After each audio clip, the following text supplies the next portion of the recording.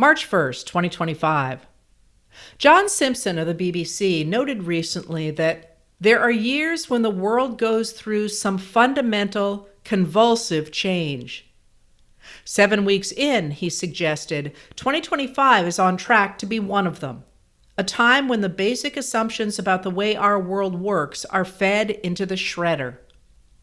Simpson was referring to the course the United States has taken in the past month as the administration of President Donald Trump has hacked the United States away from 80 years of alliances and partnerships with democratic nations in favor of forging ties with autocrats like Russian President Vladimir Putin. On February 24, 2025, the U.S. delegation to the United Nations voted against a resolution condemning Russia for its aggression in Ukraine and calling for it to end its occupation. That is, the U.S. voted against a resolution that reiterated one of the founding principles of the United Nations itself, that one nation must not invade another. The U.S. voted with Russia, Israel, North Korea, Belarus, and 14 other countries friendly to Russia against the measure, which nonetheless passed overwhelmingly.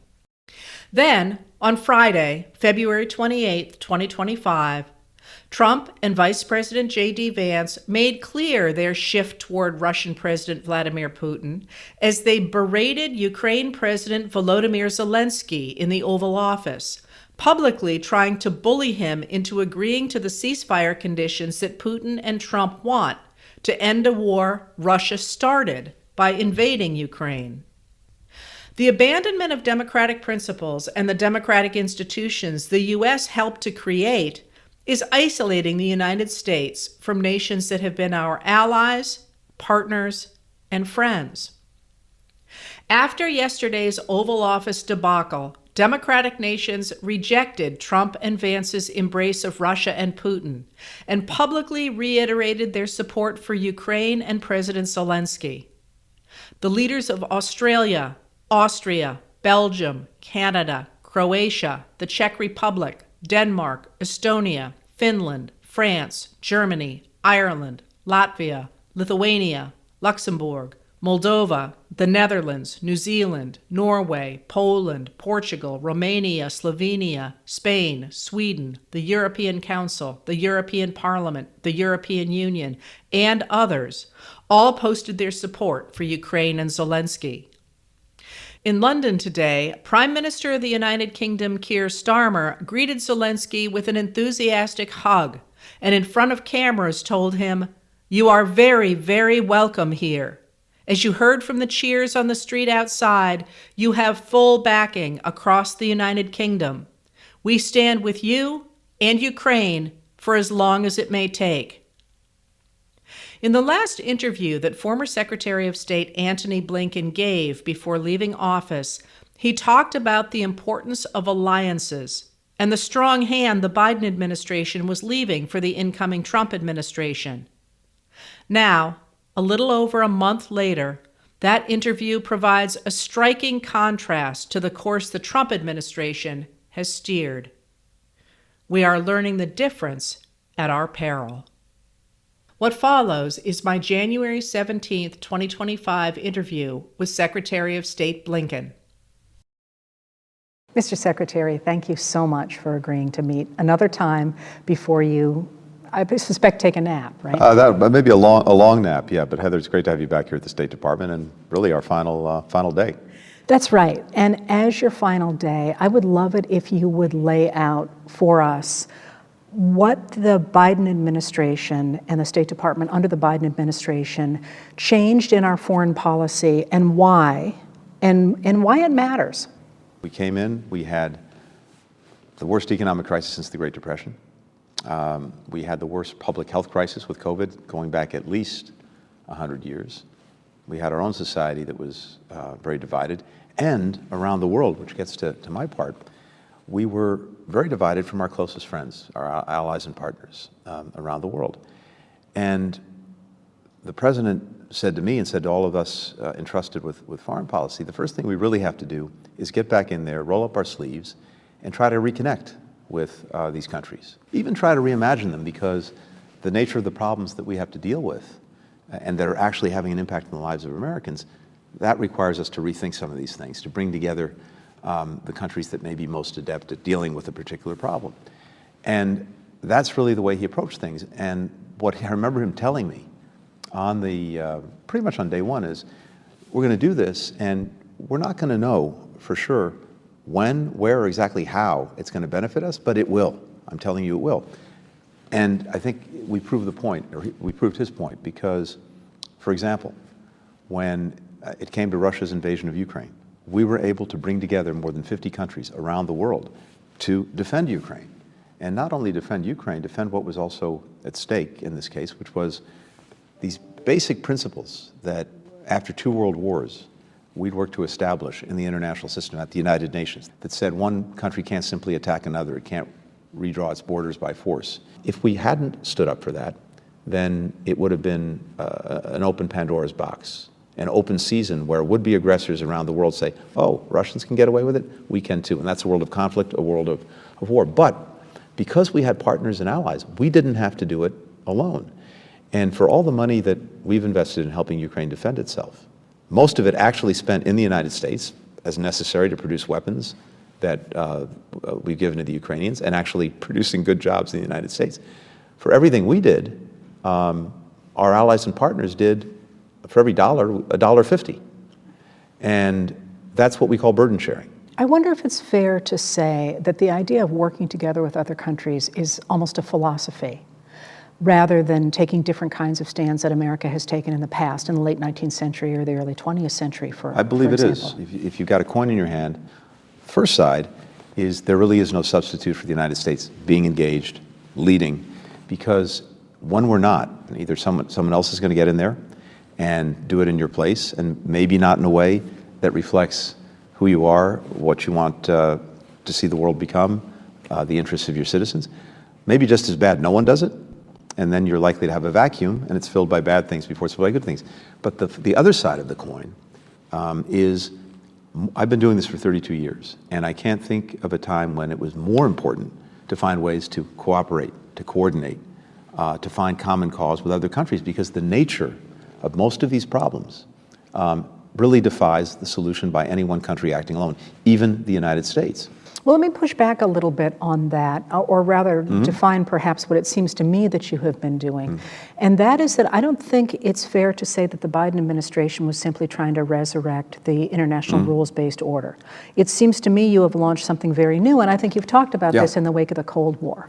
Could you explain that a little bit? When I walked through these doors 32 years ago, we were at the end of the Cold War, and everyone thought this was a moment of extraordinary hope, possibility, the end of history. Right. Is how it was described. And of course, it proved not to be. But right now, we're... Wait, stop. Explain to people what you mean by the end of history. The thought was that with the end of the Cold War, every country in the world now was going to come around, in effect, to liberal democracy and capitalism. And that, as a result, conflict would go away, opportunity would be abundant, and we would no longer have a clash of civilizations, a clash of isms, a clash of differences. Well, didn't play out that way. But we're now at a point where something new is starting. The post-Cold War era is over with all of its challenges. And we're at a moment where I think we're starting a new era. And we can already see that there is this competition to try to shape what it's going to look like. We have powers that are standing up and saying, no, we think the world should look different than the one you designed 80 years ago. And in different ways, that might be China, it might be Russia, it might be in North Korea, it might be in Iran. You have, because we're so much more connected than we ever were, a whole host of global problems, challenges, from which no one is immune. And of course, COVID was the most powerful example of that. We've forgotten it. It's now in the rearview mirror for most of us, but we can't forget the lessons of COVID. And then there's something else that's really new. Besides new countries emerging in a position that they were not 60, 70, 80 years ago, each of these other groups, whether it's a company, whether it's an individual, whether it's some kind of organized group, they are now super empowered by technology and by information in ways they weren't before. And that means one of two things. It means either that if you can get them all together, moving in the same direction, acting on the same problem, you're likely to get to a solution a lot more quickly and a lot more effectively. On the other hand, they can also be the disruptors, the derailers of everything you're trying to do. And something that a government, a president, could do with a couple of phone calls 50, 60, 70 years ago, now it's so much more complicated. All of that is amplified by the other thing that's changed more than anything else, I think, over these 32 years that I've been doing this, and that's speed. It used to be that we had a little bit of distance. If you were working in government 32 years ago, when I started out, everyone did the same thing. You got up in the morning, you opened a hard copy of the newspaper, the New York Times, the Post, whatever it was, the Wall Street Journal. And then if you had a TV in your office, at 6:30 at night you turned it on and it was either CBS, ABC, or NBC. That was the common denominator. Of course, we've now had this massive democratization of information, but what goes along with that is that everyone is on an intravenous feed where every millisecond you're getting a new input or impulse.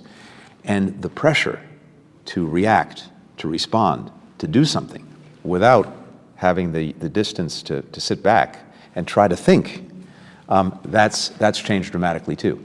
So I'm smiling because it was a truism in 19th century diplomacy that the best negotiators were the ones who stalled. Yeah. The idea was you would get two people who couldn't stand each other and just sort of wait until they were so sick of sitting in the same room that you got to a solution. But you can't stall any longer. You can't stall. The immediacy is maybe the most powerful new development that we have to deal with. Let me ask you this. One of the things that it seems to me, and this may just be coming from me because it's sort of a philosophy of democracy, but one of the things it seems to me that the Biden administration's approach to foreign affairs did was it attempted to spread the ideas of democracy around the world without coupling them with colonialism.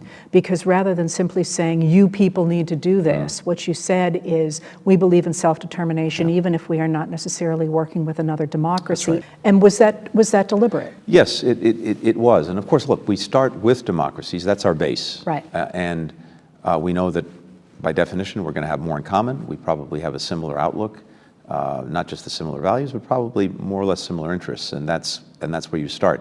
But the nature of these problems, the countries that can, and not just countries, that can act on them effectively, or that we would need in a given coalition, go beyond our pure definition of democracy.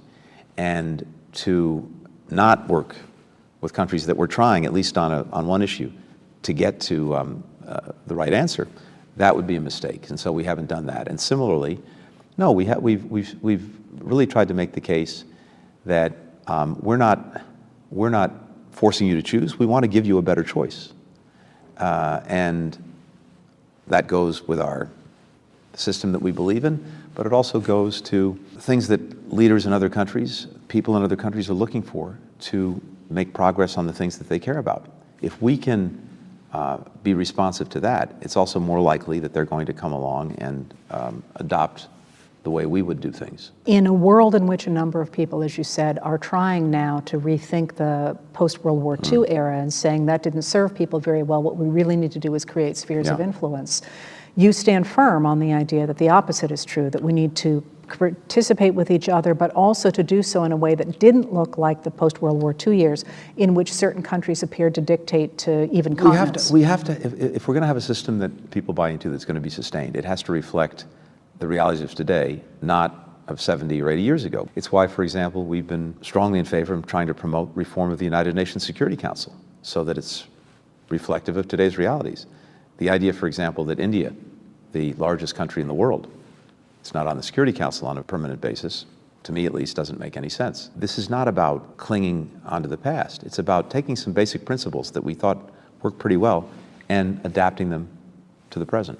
You mentioned spheres of influence, where basically big countries divvy up the world. That's right. And they get to control what happens in their part of the world.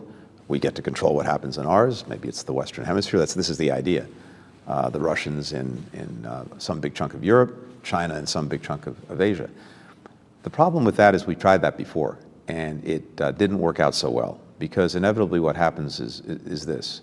A country dominating one sphere may have a way of doing things that inevitably leads not to progress for people in that sphere, but regression. Not to peace and security for people in that sphere, but to violence and repression. Then, inevitably, there's conflict. And then conflict produces all sorts of second and third order effects, including, for example, maybe a mass migration. The net is that you may be happy in your own sphere, but inevitably what happens in one sphere is going to have an impact well beyond it. And it's been a recipe for a world ultimately was in conflict. And also what we find is that autocrats and authoritarians in their own spheres are never satisfied with what they have. And so it always tries to expand the sphere. History is replete with examples of how that system has actually produced not a world of peace, not a world without war, but exactly the opposite. I jumped there because you used the word inevitably, that a strong man inevitably begins to oppress his people and begins to want to try and expand. Yeah. First of all, why is that the case? I think that's right. We historians have reasons for that. Why do you, from your background, think that's the case? There are a number of drivers of that, and it depends on the individual. So, for example, let's take... It is a pattern, though. It is a pattern, but let's take, in the case of Mr. Putin. Mr. Putin has an imperial design in mind. He thinks that the greatest tragedy of the last century was the dissolution of the Soviet Union, or if you want to look at it another way, the old Russian Empire. And he's tried to reconstitute it. That's his ambition. And by definition, that's expansionist because it would be to take back over countries that won their freedom with the end of the Cold War. That's Putin. I think one common denominator is that most autocrats also arrive at a point where they are not at all confident about their standing and their staying power, because inevitably they tend not to actually deliver for most of their people. They'll deliver for a small elite, and they do that deliberately to make sure that they can stay in power, but the much larger number usually is looking at something very, very different. And that means that eventually that large number is going to want change. And there are different ways of preventing that change from happening if you're the autocrat. One is, again, to try to consolidate your power and have a repressive society internally such that people just can't stand up and strike back. The other, though, is to take people's minds off of their concerns at home by creating some kind of casus belli abroad and just distracting people with some kind of foreign adventure and then getting everyone to rally around the flag at home. And you see that again and again with autocrats, but it's a way of maintaining power. It's interesting because that's exactly what historians would say. Yeah. And I assume you know what William Henry Seward wrote to Abraham Lincoln on April 1st, 1861, when he said he could get away from the Civil War if we just started a war with some other country, and the other country didn't matter. That's exactly it. And to his credit, Lincoln did not even answer that. He answered him verbally, so we don't know what he said. I can imagine what he might have said. That's right. But this illustrates very well this point that a world of spheres of influence is not going to be a world of peace, is not going to be a world without war, is also not going to be a world where opportunity is more widely shared. So all of these things I think are very much for us and for President Biden motivating factors. So what is the relationship then between the people who live in a society and their ability to change the things that a leader does? And of course, it depends entirely on the nature of the system of that society. One of the biggest changes is that while we've had for a long time these different non-governmental actors on the scene, what's different today is that they're all super empowered in ways they weren't before by technology, by information. And that means in ways that they couldn't before, these actors actually can take on a national government in different ways, individuals, groups, private sector, sub-national actors, a state, a city, a town, can organize in much more effective ways. I mean, I'll give you an example. During the first Trump administration, they immediately pulled out of the Paris Climate Accords. Many of our states came together and said, okay, if we're not going as a country to take the steps necessary to deal effectively with climate change, well, we have a bunch of like-minded states, we're going to do it. And we can legislate it and regulate it at a state level. And you see that again and again on issues that people really care about. So when you travel abroad, I've noticed that you make it a point, wherever you are, to talk to young people in those countries. Why? You know, I know people think that when we're out there traveling around, it's going from one windowless meeting room to another to meet, a government bureaucrat from another country. Yeah, there's a lot of that. But it's so important that we're also connecting with other segments of society. And in particular for me, that's meant younger people and non-governmental organizations, civil society. Every time I meet someone from a younger generation who's doing something, working on trying to solve one kind of problem or another, it's the most energizing thing. It's the thing that gives me the most hope, because it's easy to get cynical about the world, but the knowledge that you've got a new generation of people who don't have that cynicism, and on the contrary say, oh, here's a problem, I'm going to solve it. Whether it's climate, whether it's human rights, whether it's getting more food on people's tables. That's incredibly inspiring, but it's also something else. I'm convinced that somewhere in the world, at any given time, someone has found the solution or the beginnings of a solution to some problem that we have.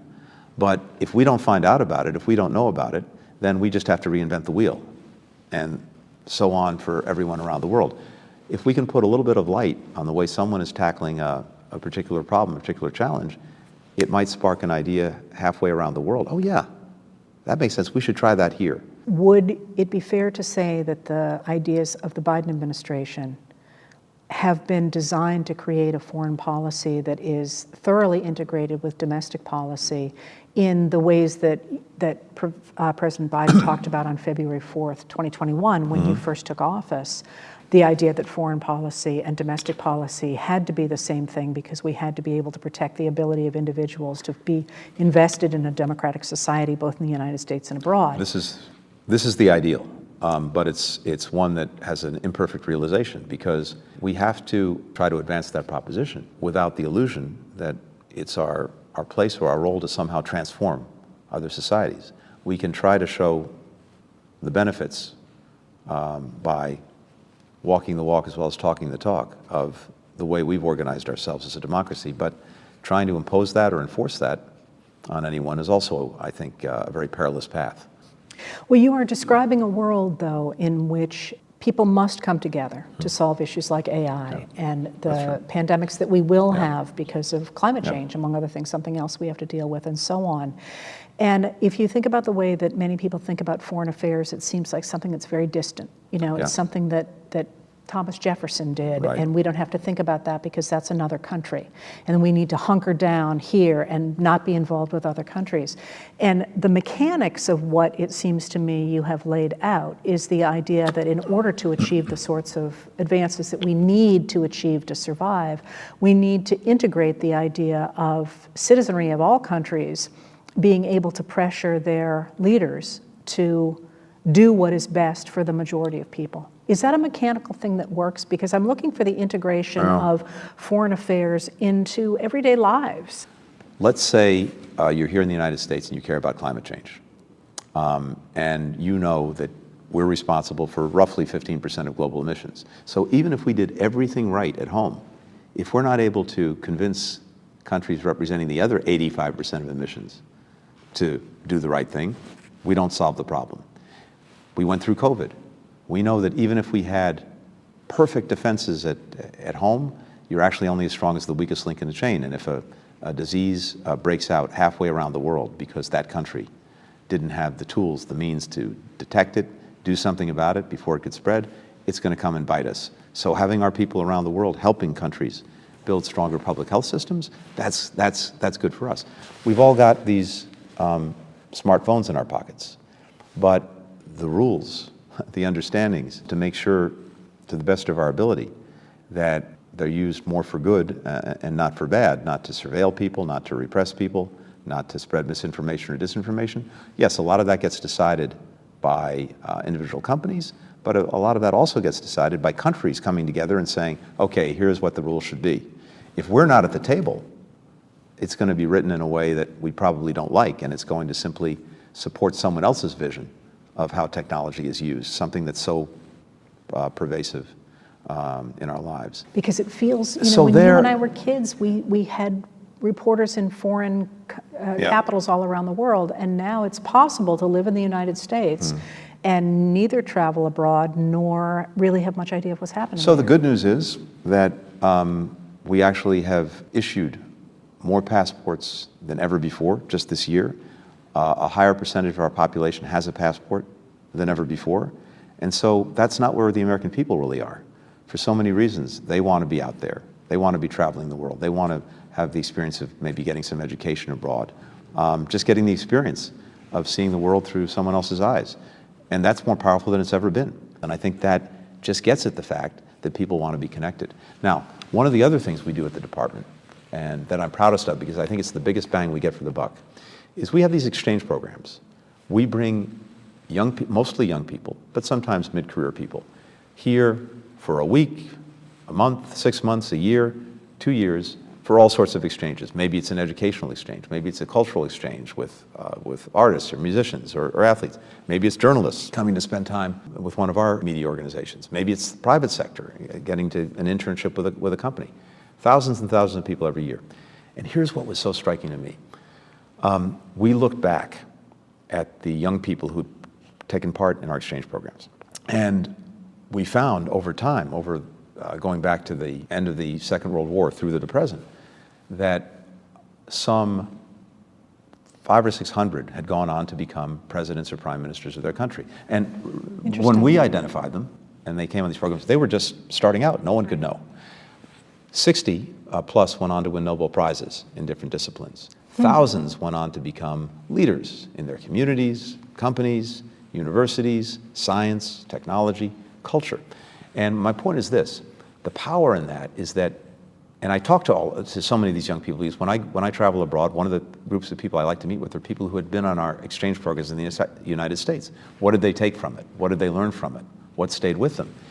And 9 out of 10, first of all, it created a really positive impression of our country and a long, enduring relationship that would go well beyond any given administration, decades. The other thing they got out of it is they saw our communities, our people, not our government, in action. I've asked people the same question. What stood out the most from your experience in the United States? What surprised you? And here's the answer I got, and it surprised me. This comes back again and again, conversations I've had well over a decade. Volunteerism. The level of volunteerism in the United States, which has probably dropped off a bit from where it was at certain points, but still, relative to other countries, we're the gold medal champion. They take that back. What else? They see civil society in action here. They see different individual citizens coming together on something they care about in their community, in their town, in their state, and trying to figure out a way to do something about it. They see that, and then they go home and they do the same thing. That's actually, more than anything else, how you help inculcate change, how you deal with a system where maybe a government has very different ideas. Now, if you have a repressive environment, it's awfully hard. But even in countries, because we have people on exchanges from all over, including countries that have very repressive systems, they find fissures. And the other thing that they do is this, Heather, they network. They create connections among themselves that endure. And that's really powerful, because I've gone back and said, are you still in touch with these other people who are in your program from other countries? And the answer is yes. I'm convinced that those investments, those seeds we're planting, they will sprout in incredible ways in the decades to come. The power of our example. I believe it is. You've talked a lot about planting seeds, and that we wouldn't necessarily see grow, but that this is what we do. We try and put one foot in front of the other, doing the right thing to see what will happen. How do you feel about the seeds you have planted going forward? I'm convinced that so many of those seeds will not only sprout, but will turn into tall, powerful, strong, resilient trees, giving a lot of cover, a lot of shade to the country for a long time. I'll give you examples, including not in my area.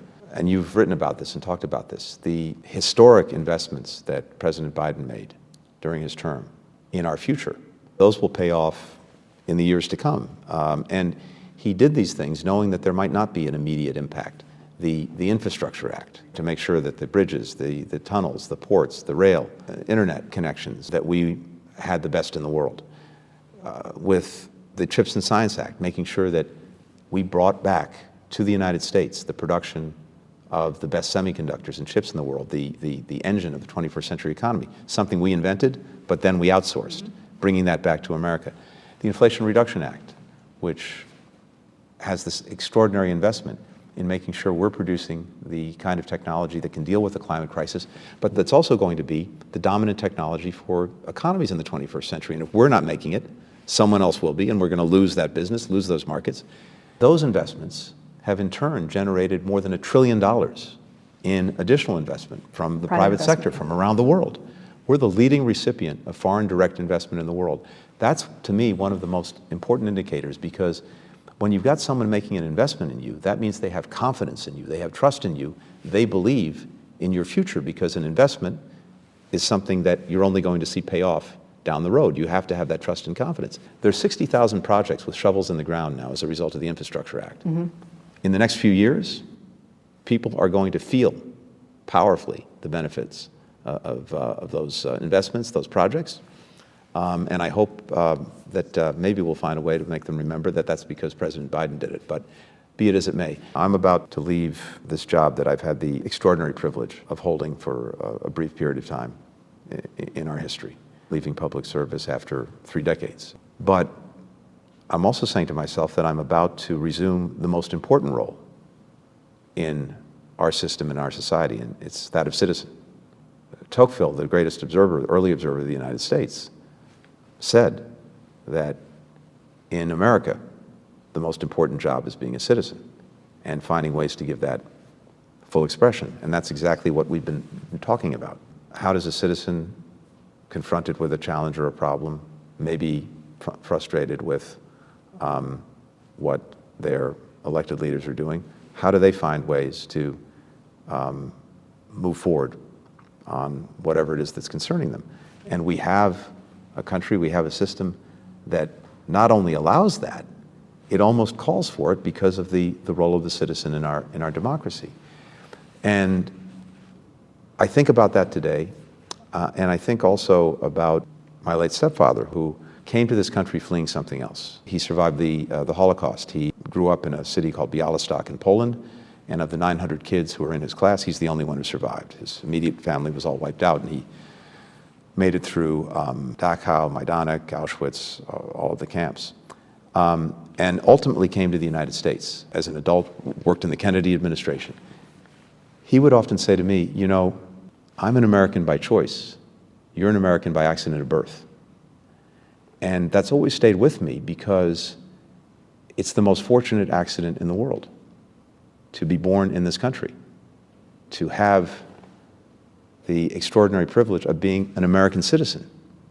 But with that privilege, I think, comes a responsibility, in ways big or small, to hopefully be a good citizen. And whether that's in your town, in your community, in your state, in your city, nationally, it doesn't matter. But the strength, the success, the progress of our democracy depends more than anything else, not on its governments, not on its corporations, not on its NGOs. It depends on its citizens. And finding ways to give full expression to our citizenship is maybe the most important mission we have. One you're about to embark on. That's right. Did you ever think 50 years ago that you would be Secretary of State? No.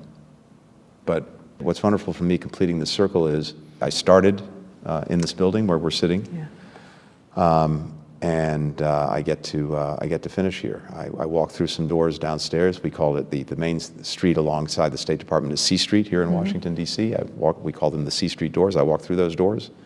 I'll walk out those doors and walk out those doors with a sense of incredible gratitude for having had the chance to be here, to serve, and also to serve alongside just some incredible people.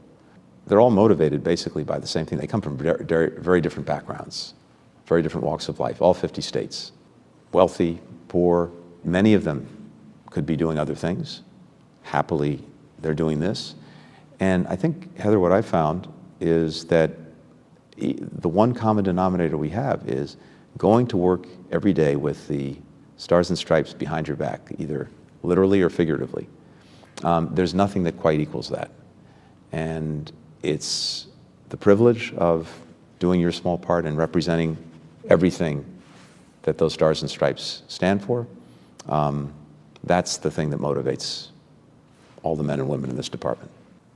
Well, thank you. It's been a real joy to watch you work for the last 4 years and to learn more about the State Department. And I wish you the very best, becoming at the height of American life now as a citizen.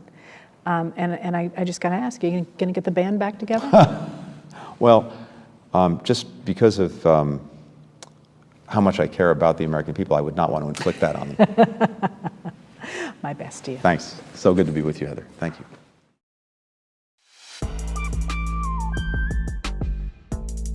Letters from an American was written and read by Heather Cox Richardson. It was produced at Soundscape Productions, Dedham, Massachusetts. Recorded with music composed by Michael Moss.